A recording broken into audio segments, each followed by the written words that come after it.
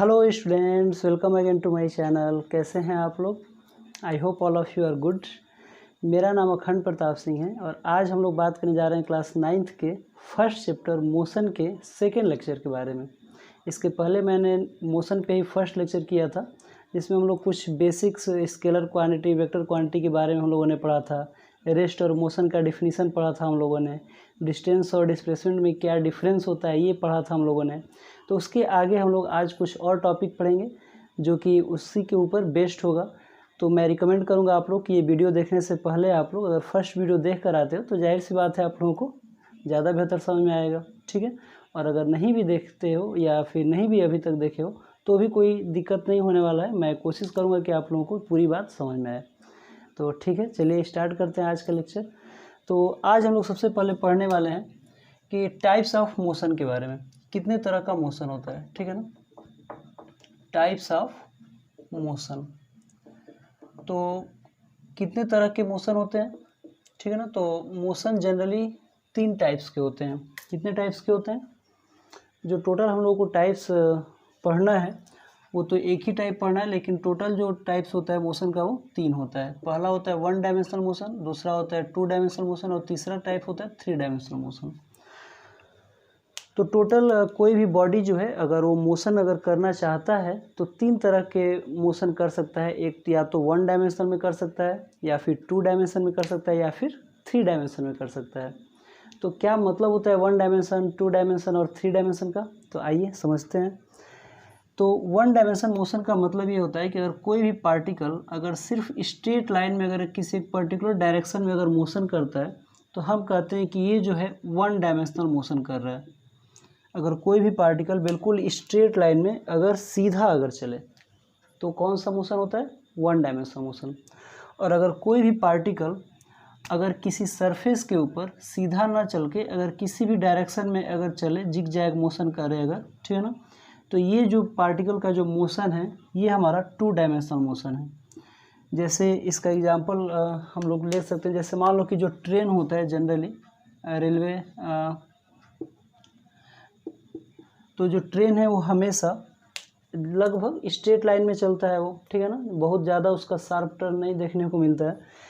तो ट्रेन का जो मोशन होगा वो 1 डायमेंशनल मोशन हम मान सकते हैं कुछ पर्टिकुलर डिस्टेंस के लिए, ठीक है ना, जहाँ पे बिल्कुल जो रेलवे ट्रैक होगा वो बिल्कुल स्ट्रेट होगा, तो ठीक है ना। 2 डायमेंशनल मोशन का मतलब है कि अगर किसी भी सरफेस के ऊपर अगर कोई इंसेक्ट, कीड़ा है या चींटी है, अगर वो चारों तरफ घूम रही है, रेंग रही है, ठीक है ना, जिसका पाथ जो है वो बिल्कुल स्ट्रेट ना होगी, कोई पर्टिकुलर कर्व बना रहे, ठीक है ना, तो हमारा क्या हो जाता है? 2 डायमेंशनल मोशन हो जाता है। और 3 डायमेंशनल मोशन का मतलब ये होता है कि अगर कोई भी पार्टिकल किसी सरफेस पे चलने के साथ साथ थोड़ा सा एयर में भी अगर जंप करता है तब हम उसको कहते हैं 3 डायमेंशनल मोशन। जैसे कोई फ्रॉग है, मेढक, ठीक है ना, अगर वो ऊपर की तरफ कूद रहा है और सरफेस की तरफ इधर उधर भी अगर बढ़ रहा है, ठीक है ना, तो वो उसका जो मोशन होगा वो 3 डायमेंशनल मोशन हो जाएगा। या फिर आप लोग काइट फ्लाई करते हो तो काइट स्पेस में कहीं पे भी किसी भी डायरेक्शन में मूव करता है तो उसका जो पोजीशन या जो लोकेशन होगा वो 3 डायमेंशनल होगा, ठीक है ना। तो बहुत ज़्यादा आप लोगों को इसके बारे में नहीं पढ़ना है, ठीक है ना, क्योंकि इसे कोऑर्डिनेट एक्सिस पे ज़्यादा बेहतर तरीके से रिप्रेजेंट किया जा सकता है। आप लोगों को जो सबसे सिंपल वाला है 1 डायमेंशनल मोशन सिर्फ वही पढ़ना है, ठीक है ना। तो आप लोगों को सिर्फ स्ट्रेट लाइन में अगर कोई भी बॉडी अगर स्ट्रेट लाइन में अगर चलेगा यानी कि 1 डायमेंशनल मोशन करेगा तो यही आप लोगों के सिलेबस में दिया हुआ है, ठीक है ना। जब आप लोग क्लास 11th में अगर जाओगे तब आप लोगों को बाकी 2 डायमेंशनल मोशन और 3 डायमेंशनल मोशन पढ़ने को मिलेगा, ठीक है ना।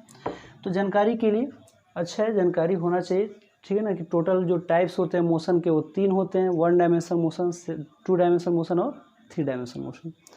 अब हम लोग पढ़ने वाले नेक्स्ट जो टॉपिक है वो है स्पीड के बारे में, कि स्पीड क्या होता है, ठीक है ना। तो पिछले क्लास में हम लोगों ने 2 पॉइंट पढ़ा था हम लोगों ने, जिसमें हम लोग पढ़े थे कि डिस्टेंस क्या होता है और डिस्प्लेसमेंट क्या होता है, ठीक है। तो डिस्टेंस के बारे में हम लोगों ने पढ़ा था कि टोटल जो लेंथ होता है पाथ का उसको हम डिस्टेंस कहते हैं। और डिस्प्लेसमेंट का डिफिनीशन हम लोगों ने पढ़ा था कि shortest distance between initial and final position is known as displacement. तो अगर हम डिस्टेंस को अगर टाइम से अगर डिवाइड कर देते हैं, अगर डिस्टेंस को अगर हम लोग टाइम से डिवाइड कर देते हैं तो ये हम लोगों का स्पीड बन जाता है। क्या बन जाता है? स्पीड। और अगर डिस्प्लेसमेंट को टाइम से डिवाइड कर देते हैं, डिस्प्लेसमेंट को अगर हम लोग टाइम से डिवाइड कर देंगे तो ये हमारा क्या बन जाता है? वेलोसिटी बन जाता है। ठीक है ना।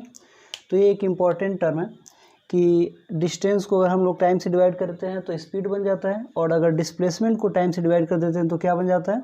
वेलोसिटी बन जाता है। तो हम लोगों ने पिछले क्लास में ये भी पढ़ा था कि जो डिस्टेंस होता है वो एक स्केलर क्वांटिटी होता है। ठीक है ना। और टाइम तो ऑलरेडी स्केलर क्वांटिटी होता है, क्योंकि इसमें भी कोई डायरेक्शन से मतलब नहीं होता है। तो ये दोनों स्केलर है तो स्पीड भी क्या हो जाता है? स्केलर क्वांटिटी हो जाता है। और वेलोसिटी में डिस्प्लेसमेंट जो होता है वो वेक्टर क्वांटिटी होता है। तो जब किसी भी वेक्टर क्वांटिटी को जब किसी स्केलर क्वांटिटी से मल्टीप्लाई या डिवाइड करते हैं तो जो नया क्वांटिटी बनता है वो हमेशा वेक्टर क्वांटिटी होता है। तो इधर वेक्टर क्वांटिटी इसलिए है, वेलोसिटी भी क्या हो जाएगा? वेक्टर क्वांटिटी हो जाएगा। ठीक है ना। तो वेलोसिटी को हम लोग आगे पढ़ेंगे, जब स्पीड का पूरा टाइप्स हम लोग पढ़ लेंगे तब वेलोसिटी के बारे में हम लोग पढ़ लेंगे। तो पहले हम लोग बात कर लेते हैं स्पीड के बारे में। तो स्पीड का फॉर्मूला यही होता है, डिस्टेंस अपॉन टाइम। ठीक है ना। कितने तरह के स्पीड होते हैं? तो सबसे पहला जो पॉइंट है स्पीड का वो आता है यूनिफॉर्म स्पीड। क्या आता है? Uniform speed. अब यूनिफॉर्म स्पीड क्या होता है? तो देखो, तो यूनिफॉर्म स्पीड का मतलब ये होता है कि अगर कोई भी body equal interval of time में अगर इक्वल डिस्टेंस चलता है तो उसको हम लोग कहते हैं यूनिफॉर्म स्पीड। ठीक है ना। व्हेन बॉडी ट्रैवल, इसका डिफिनेशन लिख लेते हैं। When body travels equal distance in equal interval of time,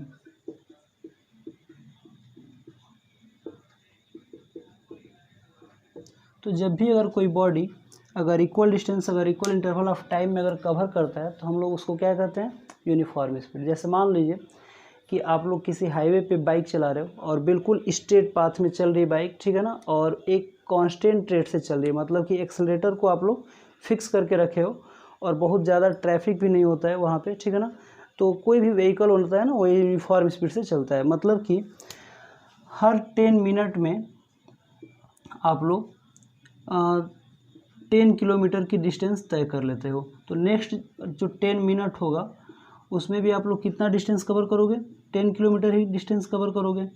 next 10 minute में 10 किलोमीटर। ठीक है ना। 10 किलोमीटर या 12 किलोमीटर जो भी होगा, मतलब कि हर इक्वल इंटरवल ऑफ टाइम में इक्वल अगर डिस्टेंस आप लोग कवर करते हो तो उसको हम लोग क्या कहते हैं? यूनिफॉर्म स्पीड कहते हैं। ठीक है ना। तो इसका आप लोग स्नैपशॉट ले लो ताकि फिर मैं नेक्स्ट टाइप बताऊँ। ओके, तो नेक्स्ट टाइप है हम लोगों का non uniform speed. Non uniform speed. ठीक है ना। तो फर्स्ट हम लोगों का था यूनिफॉर्म स्पीड, और जो सेकंड टाइप है वो हम लोग का नॉन यूनिफॉर्म स्पीड। क्या होता है इसका डेफिनेशन? तो पहले नोट कर लेते हैं कि when body travel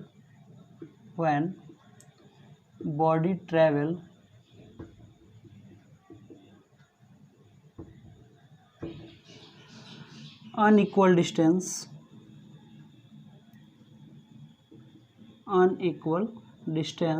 in equal interval of time,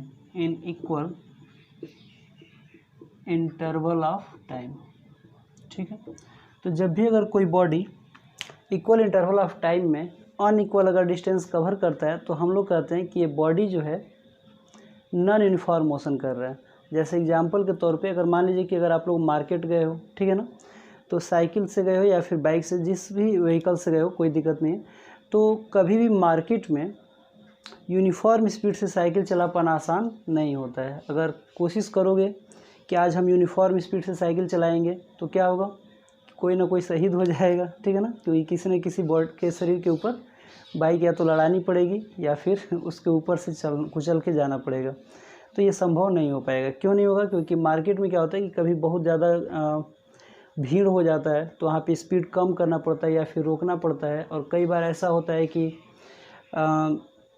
थोड़ा सा रिलैक्सेशन मिल जाता है, भीड़ कम हो जाता है तो वहाँ पे स्पीड अचानक से क्या हो जाती है? बढ़ जाती है।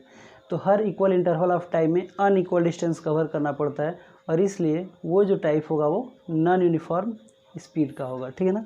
जैसे मान लीजिए कि आप लोग 2 मिनट में 10 मीटर चले गए, ठीक है ना, क्योंकि मान लो कि थोड़ा सा ट्रैफिक कम था तो 2 मिनट में कितना चले गए 10 मीटर। फिर नेक्स्ट जो 2 मिनट में आप लोग वहीं के वहीं रुके ही रह गए, मतलब कि 1 मीटर ही जा पाए क्योंकि बहुत ज़्यादा ट्रैफिक हो गया, ठीक है ना। वैसे ही फिर नेक्स्ट 2 मिनट में जैसे ट्रैफिक ख़त्म हुआ तो बहुत तेज़ी से स्पीड बढ़ा के 20 मीटर चले गए, ठीक है ना। तो हर इक्वल इंटरवल ऑफ टाइम में अनइक्वल डिस्टेंस कवर कर रहे हो, ठीक है ना। तो इस तरह का जो मोशन होता है हम लोग उसको कहते हैं नॉन यूनिफॉर्म स्पीड, ठीक है। तो आप लोग इसका डिफिनीसन का स्नैपशॉट ले लो ताकि फिर मैं नेक्स्ट बताऊं। ओके, तो तीसरा हम लोगों का जो टाइप है वो है इंस्टेंटेनियस स्पीड। तो हम लोगों ने पहला टाइप क्या पढ़ा हम लोगों ने अभी भी कि यूनिफॉर्म स्पीड, दूसरा नॉन यूनिफॉर्म स्पीड, और जो तीसरा टाइप है वो है इंस्टेंटेनियस स्पीड। इंस्टेंटेनियस स्पीड क्या होता है? तो इंस्टेंटेनियस स्पीड का मतलब ये होता है कि अगर कोई भी बॉडी अगर लगातार अनइक्वल इंटरवल ऑफ टाइम में अनइक्वल इंटरवल ऑफ टाइम में इक्वल डिस्टेंस कवर कर रहा है या फिर अनइक्वल डिस्टेंस कवर कर रहा है इक्वल इंटरवल ऑफ टाइम में, मतलब कुल मिला के वेरिएबल स्पीड से अगर कोई बॉडी अगर ट्रैवल कर रहा है, लगातार उसकी स्पीड चेंज हो रही है, तो अगर कोई व्यक्ति अगर ये पूछे कि एक फिक्स टाइम में कि उसका वेलोसिटी कितना है, यानी कि उतना उसका स्पीड कितना है, क्योंकि हम लोग अभी स्पीड के बारे में बात कर रहे हैं। जैसे मान लीजिए कि आप लोग मार्केट गए हो, ठीक है ना, तो मार्केट गए हो तो आप लोग का अलग अलग स्पीड है हर समय। तो किसी पर्टिकुलर शॉप से गुजरते टाइम अगर कोई व्यक्ति पूछे कि जब इस शॉप से गुजर रहे थे तो तुम्हारा स्पीड कितना था, तो कैसे आप लोग बताओगे? तो उसके लिए क्या करोगे कि उस शॉप से पास होने से पहले और शॉप के पास होने के बाद आप लोग ये कैलकुलेट करोगे कितने समय में हमने इस शॉप को पार किया और शॉप की जो टोटल लेंथ है वो कितना है, और उसकी लंबाई को उसके टाइम से डिवाइड कर दोगे तो निकल जाएगा कि उस समय स्पीड कितना था। तो ये जो टाइमिंग है ना वो बहुत ही स्मॉल टाइम इंटरवल पे हम लोग को निकालना पड़ रहा है। तो जब भी अगर किसी स्पीड को बहुत ही कम समय में अगर निकालना पड़े तो उसी को हम लोग कहते हैं इंस्टेंटेनियस स्पीड। जो हम लोग की किसी भी व्हीकल में जैसे कोई कार है या फिर बाइक है तो उस पर जो स्पीडोमीटर लगा होता है वो हमेशा इंस्टेंटेनियस स्पीड बताता है। इंस्टेंटेनियस स्पीड इसलिए बताता है क्योंकि कभी भी अगर आप लोग बाइक राइडिंग अगर करोगे और पीछे अगर कोई आप लोगों का दोस्त बैठा हुआ है और पूछेगा कि अभी बताओ कि तुम्हारा बाइक कितने के स्पीड से चल रहा है, तो वो उस समय प्रेजेंट का स्पीड बताता है, पहले का नहीं बताता है कि तुम पहले कितने के स्पीड से चल रहे थे या आगे कितने के स्पीड से चलोगे। उस समय बताता है देख के तुरंत स्पीडोमीटर में कि अच्छा अभी हमारा जो बाइक है वो 60 के स्पीड से चल रहा है, अभी हमारा बाइक 40 के स्पीड से चल रहा है। तो वो प्रेजेंट की बात करता है, मतलब कि वो इंस्टेंटेनियस बताता है। तो अगर कोई भी पूछे कि स्पीडोमीटर किस चीज़ की वैल्यू बताता है तो इंस्टेंटेनियस स्पीड की वैल्यू बताता है, ठीक है ना। तो क्या इसका डिफिनीसन होगा? When body travel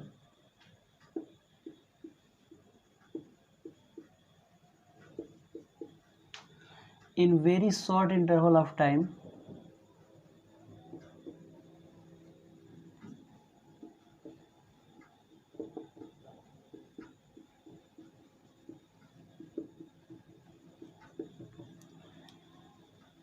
then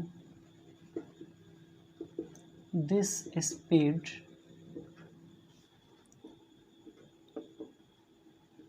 is known as instantaneous speed।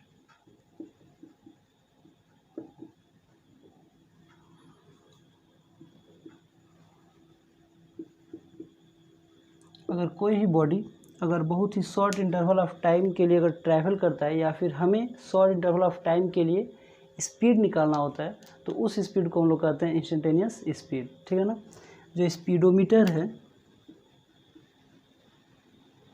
Speedometer ये क्या बताता है? स्पीडोमीटर मेजर्स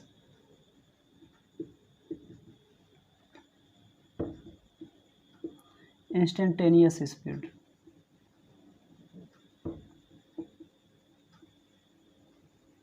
इंस्टेंटेनियस स्पीड जो स्पीडोमीटर होता है वो हमेशा इंस्टेंटेनियस स्पीड को क्या करता है? मेजर करता है, ठीक है ना। एक ऑडोमीटर भी होता है, ठीक है ना। तो ऑडोमीटर जो है वो भी किलोमीटर में बताता है कि हमने कितना दूरी तय किया है, ठीक है ना। और जो स्पीडोमीटर होता है वो हमेशा किलोमीटर पर आवर में बताता है, लेकिन जो स्पीड का जो यूनिट होता है एसआई यूनिट वो हमेशा मीटर अपॉन सेकंड मेजर करते हैं। किस मेजर करते हैं? मीटर अपॉन सेकंड में। लेकिन जो स्पीडोमीटर होता है वो हमेशा किलोमीटर पर आवर में बताता है, क्योंकि मीटर पर सेकंड बहुत ही स्मॉल टाइम हो जाएगा और बहुत ही स्मॉल डिस्टेंस हो जाएगा। क्योंकि हम लोग जब भी अगर कोई दूरी तय करते हैं किसी भी व्हीकल के द्वारा तो 1 किलोमीटर, 2 किलोमीटर, 10 किलोमीटर ही ट्रैवल करते हैं। 1 मीटर, 2 मीटर हम लोग किसी व्हीकल से ट्रैवल नहीं करते हैं। इसीलिए जो स्पीडोमीटर जो व्हीकल में लगा होता है हमेशा किलोमीटर पर आवर में बताता है, और जो स्पीड का एसआई यूनिट होता है वो हमेशा मीटर पर सेकंड में होता है। ठीक है ना?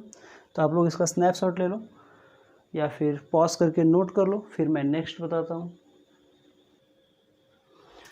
ओके, तो नेक्स्ट है हम लोग का एवरेज स्पीड। तो चौथा हम लोग का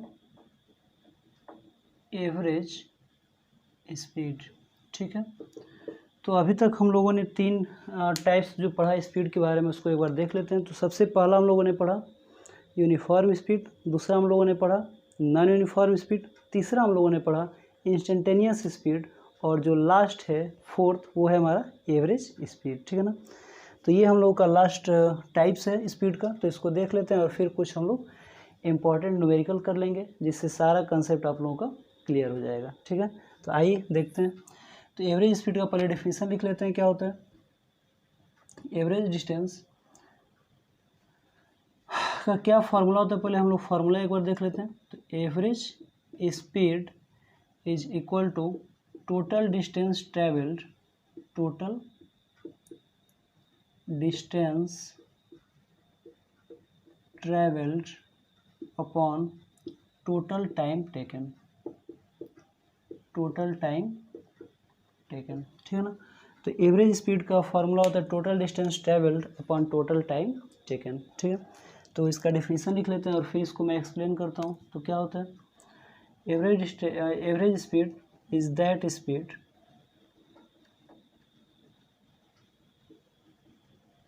average speed is that speed in which total distance traveled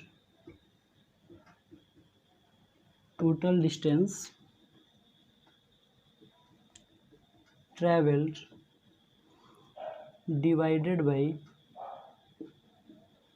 total time taken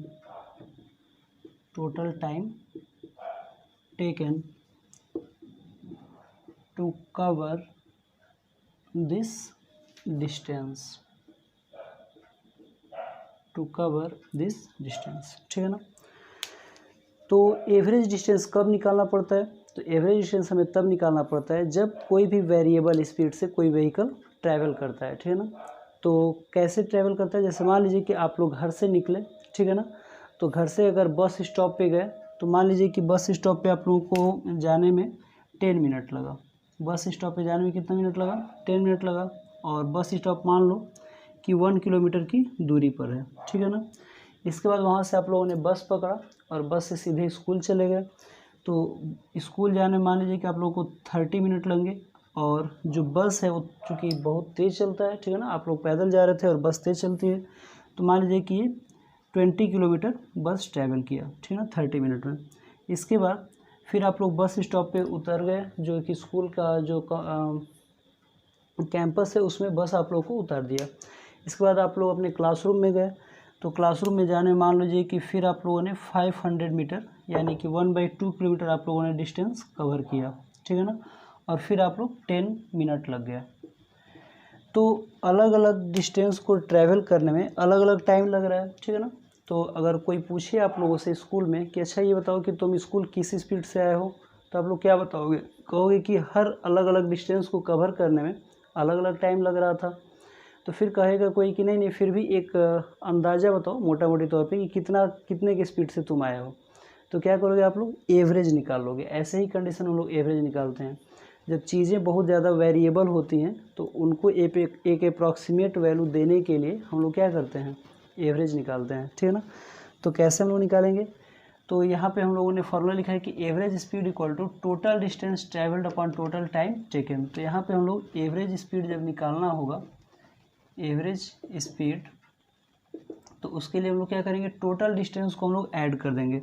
तो टोटल डिस्टेंस क्या था, 1 किलोमीटर था, फिर 20 किलोमीटर था, प्लस 1/2 किलोमीटर था, और फिर नीचे टोटल टाइम को भी हम लोग प्लस कर देंगे, 10 + 30 + 10, और तब इसको हम लोग सॉल्व करेंगे तो क्या निकल जाएगा, एवरेज स्पीड निकल जाएगा, ठीक है ना। तो ये कितना हो जाएगा, 21 हाफ हो जाएगा, और नीचे कितना हो जाएगा, 10 और 30 कितना हो गया, 40, और 40 और 10 50। तो इसको हम लोग जब डिवाइड करेंगे तो जो आंसर आएगा वही हम लोग का क्या हो जाएगा, एवरेज स्पीड हो जाएगा, ठीक है। तो इस तरीके से हम लोग एवरेज स्पीड को कैलकुलेट करते हैं। तो आप लोग इसका स्नैपशॉट ले लो, फिर मैं कुछ न्यूमेरिकल्स करा देता हूँ। ओके, तो आइए हम लोग कुछ क्वेश्चन कर लेते हैं। तो question number first, a man covers 5 kilometre distance, 3 kilometre ले लेते हैं, ठीक है ना, कैलकुलेशन ईजी रहेगा। 3 kilometre distance in 5 minute. Calculate his speed, calculate his speed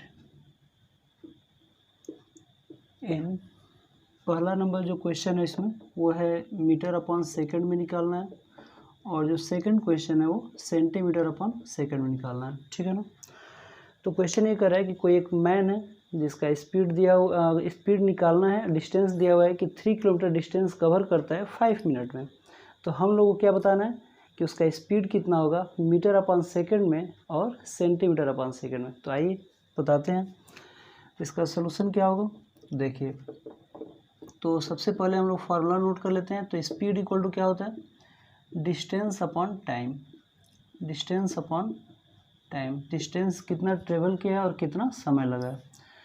तो यहाँ पे डिस्टेंस दिया हुआ है, कितना दिया है डिस्टेंस, 3 किलोमीटर दिया हुआ है, और टाइम कितना दिया है यहाँ पे, 5 मिनट दिया हुआ है। तो जो दिया है क्वेश्चन उसको पहले नोट डाउन कर लेते हैं।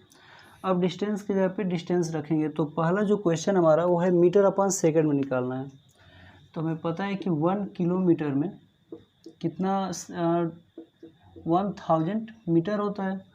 तो यहाँ पे 3 किलोमीटर दिया हुआ है, तो 3 किलोमीटर को हम लोग जब मीटर में चेंज करें तो कितना हो जाएगा, 3 × 1000 यानी कि 3000 मीटर हो जाएगा।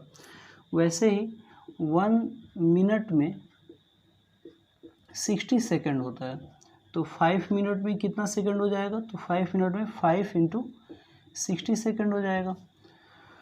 तो यहाँ से हम लोग निकाल सकते हैं। तो डिस्टेंस कितना हो जाएगा, तो डिस्टेंस 3 किलोमीटर दिया है, और 3 किलोमीटर में कितना मीटर होता है, तो 3000 हो जाएगा, क्योंकि पहला जो पूछ रहा है वो मीटर अपॉन सेकंड में पूछ रहा है। तो 3000 मीटर अपॉन टाइम कितना हो जाएगा सेकंड में, 5 × 60। तो ये हो जाएगा 5 × 60। तो ये 10 से 10 कट जाएगा, और ऊपर आ जाएगा 300 मीटर अपॉन 5 6 कितना हो जाएगा, 30। तो 1 0 से 1 0 कट जाएगा, और 3 से 30 कटेगा तो कितने टाइम्स में कटेगा, 10 मीटर अपॉन सेकंड। तो ये आंसर आ जाएगा पहले वाले का। सेकंड का क्या आंसर होगा, तो सेकंड में पूछ रहा है कि सेंटीमीटर अपॉन सेकंड में निकालना है। तो यहाँ से फिर से हम लोग वही फॉर्मूला यूज करेंगे, speed equal to distance upon time. अब हम लोग को डिस्टेंस जो लिखना है वो किस में लिखना है, सेंटीमीटर में लिखना है। तो हम लोग आप लोगों को पता होगा कि 1 मीटर में 100 सेंटीमीटर होता है। 1 मीटर में कितना सेंटीमीटर होता है, 100। तो अगर हम लोग यहाँ पे 3000 अगर मीटर है, 3000 मीटर, तो कितना हो जाएगा उसमें, 3000 मीटर में कितना सेंटीमीटर हो जाएगा, तो 100 × 3000 हो जाएगा। तो डिस्टेंस के जगह पे क्या लिखेंगे हम लोग, 100 × 3000, और तब जाके किस में चेंज हो जाएगा, सेंटीमीटर में। और टाइम एज इट इज़ है 5 × 60।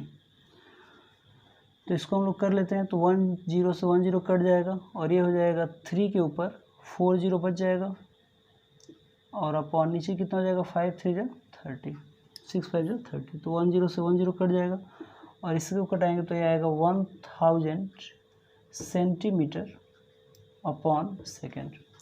तो ये सेकंड पार्ट का आंसर हो जाएगा। तो नोट कर लीजिए आप लोग, फिर मैं नेक्स्ट क्वेश्चन बताता हूँ। पॉज करके नोट कर लीजिए आप लोग। ओके, तो नेक्स्ट क्वेश्चन है, question number 2, a train A moves 120 kilometer in 3 hours. 120 kilometer in 3 hours, whereas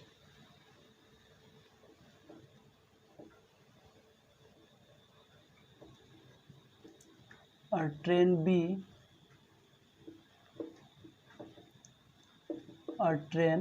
B covers 180 kilometer in 4 hours. 180 kilometer in 4 hours. Which train is faster? Which one is faster? तो आप लोग pause करके इसको try कर लो और फिर comment करके बताओ कि आप लोगों का आंसर कितना आ रहा है, ठीक है ना। क्वेश्चन ये कर रहा है कि दो ट्रेन है ए और बी। ए 120 किलोमीटर जा रहा है 3 आवर में और बी जा रहा है 180 किलोमीटर 4 आवर में। तो हमसे पूछ रहा है कि कौन सा ट्रेन फास्ट है, ठीक है ना। तो ओके, तो मैं करने जा रहा हूँ, ठीक है। आप लोग अपना आंसर पॉज करके बता सकते हो मुझे। तो स्पीड इक्वल टू क्या होता है? तो स्पीड इक्वल टू होता है डिस्टेंस अपॉन टाइम। तो जो पहला डिस्टेंस है 120 किलोमीटर कवर करता है और इसको 120 किलोमीटर कवर करने में कितना समय लगता है? 3 आवर लगता है। केस ए ले लेते हैं हम, फॉर ट्रेन ए।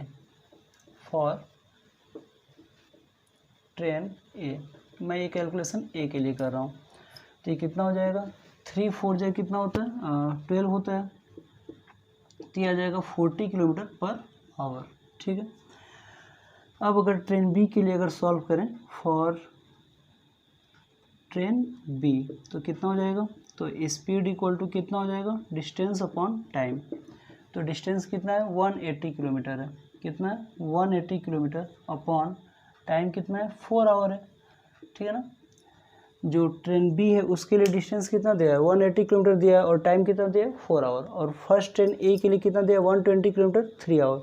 तो ट्रेन ए के लिए 120/3 हो जाएगा और ट्रेन बी के लिए 180/4 हो जाएगा। तो इसको हम लोग इससे डिवाइड करेंगे तो कितना टाइम्स में कटेगा? तो 4 से डिवाइड करेंगे 180 को, तो 18 को जाएगा तो कितनी बार में जाएगा? तो ये 4 4 जा 16 हो जाएगा, 2 और 0, तो 4 5 जा 20, यानी कि 45 किलोमीटर पर आवर। तो पहला वाला जो ट्रेन का स्पीड आ रहा है वो 40 किलोमीटर पर आवर आ रहा है और सेकंड ट्रेन का स्पीड कितना आ रहा है? 45 किलोमीटर पर आवर, यानी कि ट्रेन बी जो है वो ज़्यादा फास्ट है। Train B is faster than A, ठीक है। तो आई होप आप लोग आज का लेक्चर एंजॉय किए होंगे। तो आज के इस लेक्चर में इतना ही, फिर हम लोग नेक्स्ट क्लास में और कुछ न्यूमेरिकल्स के साथ और कुछ नए टॉपिक्स के साथ हम लोग बात करेंगे। तो आज के लिए इतना ही। Thank you very much. जय हिंद।